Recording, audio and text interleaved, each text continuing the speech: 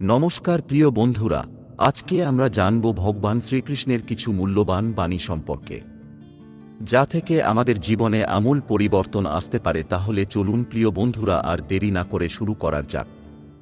ভগবান শ্রীকৃষ্ণ বলেছেন, সুখের কামনা যে করে তার সুখ লাভ হয় না, যে সুখ চিনতে পারে তারই সুখ লাভ হয়। তুমি যদি এটা জেনে যাও যে তোমার জন্য সুখ কি, তবে তুমি সুখ অবশ্যই পাবে। যে কেবল নিজের পীড়াকে আপন করে জীবন কাটায়, সে শক্তিহীন হয়ে পড়ে।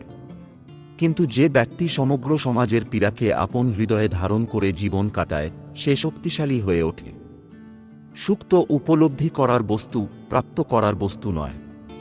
যে ব্যক্তি বস্তুকে সুখ বলে মানে, বাস্তবে তার সুখ প্রাপ্ত হয় না। যে সত্তা অথবা সম্পত্তিকে সুখ বলে গণ্য করে, সে অবশ্যই নিজের জন্য বিনাশকে আমন্ত্রণ জানায়। জয় শ্রীকৃষ্ণ।